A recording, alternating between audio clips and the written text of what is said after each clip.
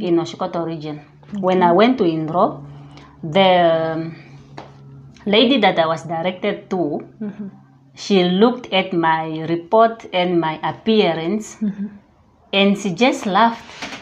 She even called the colleague to come and look at the 24-year-old person trying to enroll in grade 9 after 5 years of being out of school. And I was just standing there.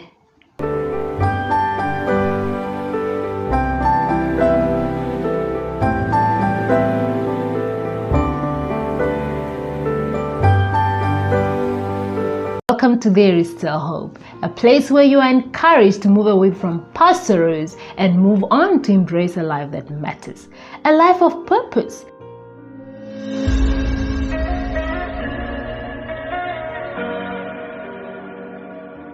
Well, we are back today with Mora's story. I'm so excited to bring this episode, and I'm so excited to have her join me again today. Morris, welcome to There Is Still Hope. Thank you for joining me again today.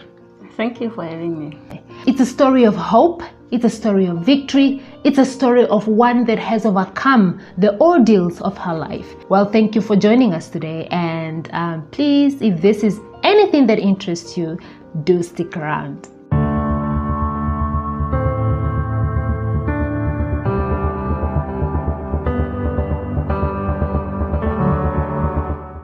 The initial part why we did this video, it was for her to narrate her story of how she dropped out of school in grade 9 for 5 good years. Today she is a first-year university student. That was why we decided to do this video. And well, today she will be narrating how she got back to school and what happened thereafter. In the last video, which is part 4, you indicated that after the rape incident, you left to your grandmother, and when you left, she was disappointed in what happened. What happened next? It was after some time that I received a call from someone in Ochuarongo. She was in need of a nanny, and I took the job. I went to Ochuarongo and started my new job. This woman, she's just an angel that was sent by God for me, because she has been there for me. She loved me. She gave me all the love that I never got from my own people except for my granny. She never even introduced me as a nanny. She's always saying, that's my miracle child. She gave me that love. And she accepted me as a daughter. For the first time, I felt accepted. I felt loved. She never showed me in a way that I'm not belong. And her kids, they become my brothers and sisters that I never had. I'm grateful to God for that. They saved me. Meeting these people was the beginning of me living again. And I love them so much.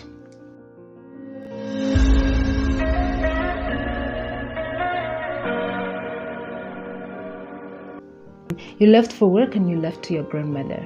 Yes, exactly. Okay, so what happened next after that?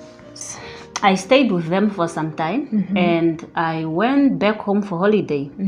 While I was on holiday, my grandmother got bitten by a scorpion, and I took her to the hospital, and unfortunately I lost her.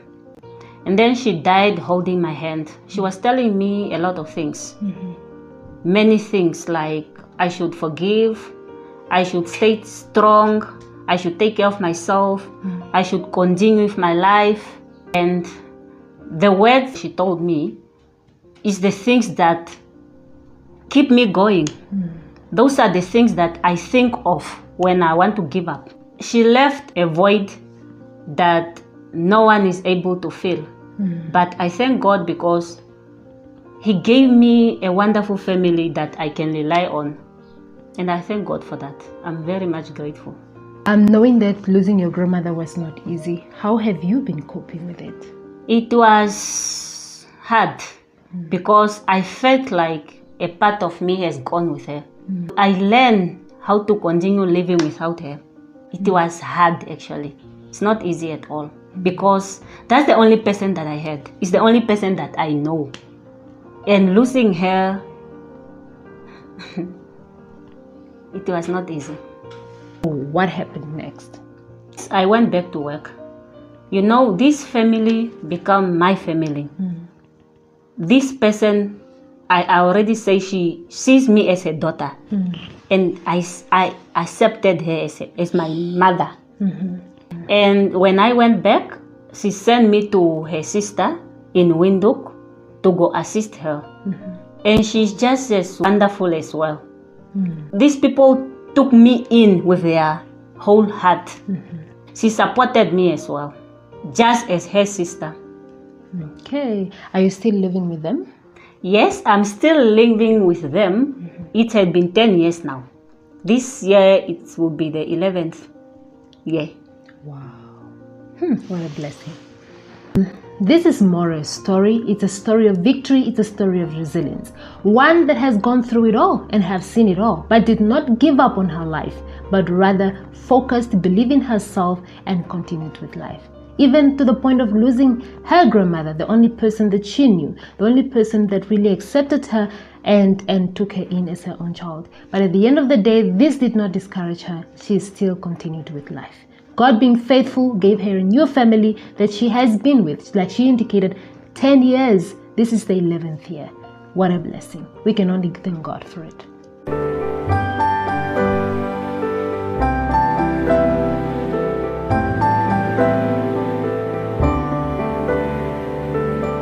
This is the most interesting part. This was the initial reason why we decided to do this video.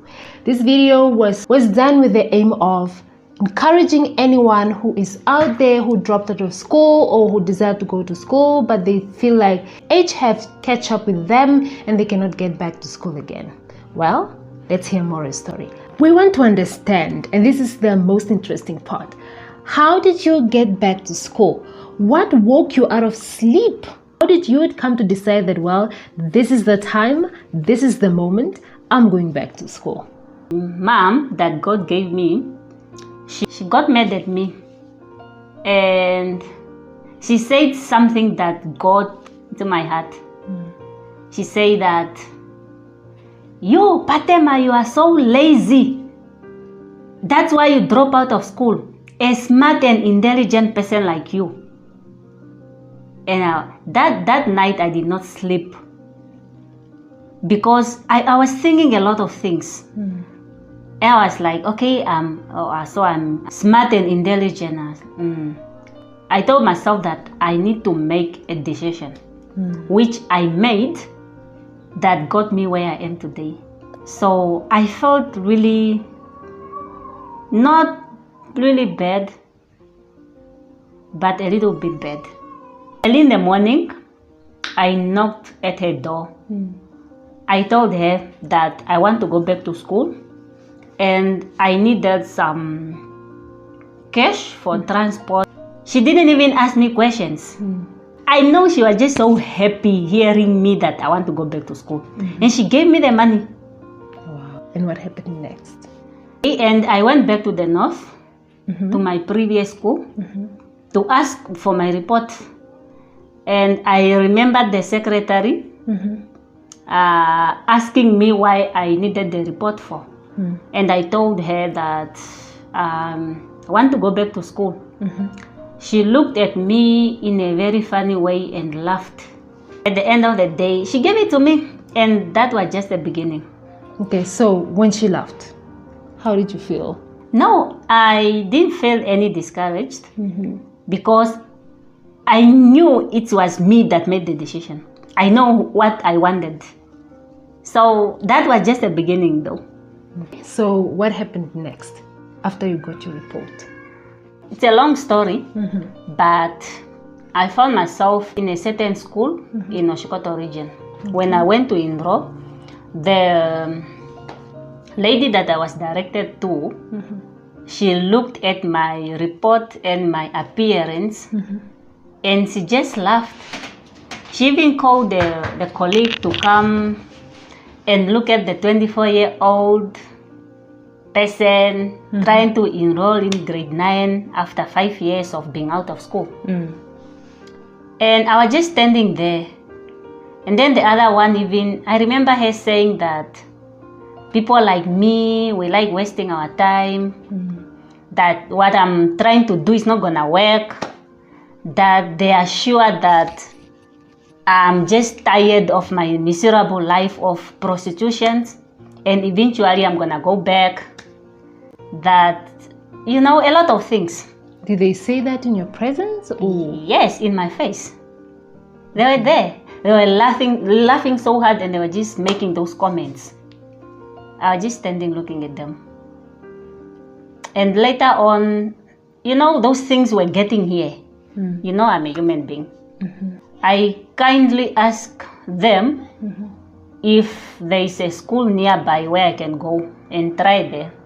Because as for me, the way they were so commenting and they were so laughing, that like, it's like I was so funny to them.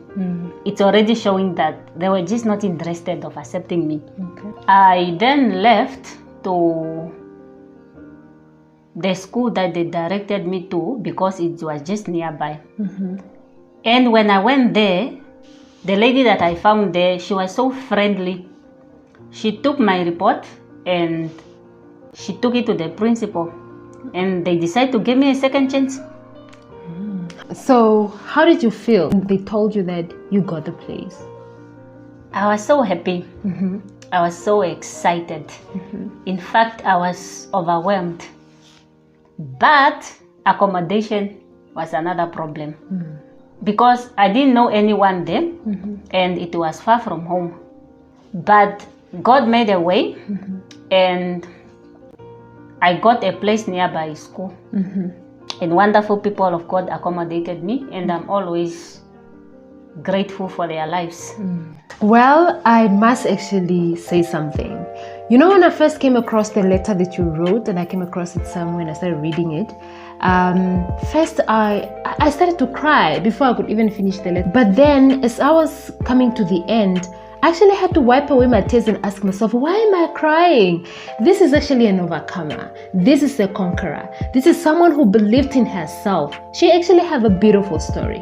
And that was how my interest came about, to invite you to There Is Still Hope and share your story. Well, Morris, for the sake of those listening, what kept you going? Despite everything that kept going on, one thing after another, what kept you going?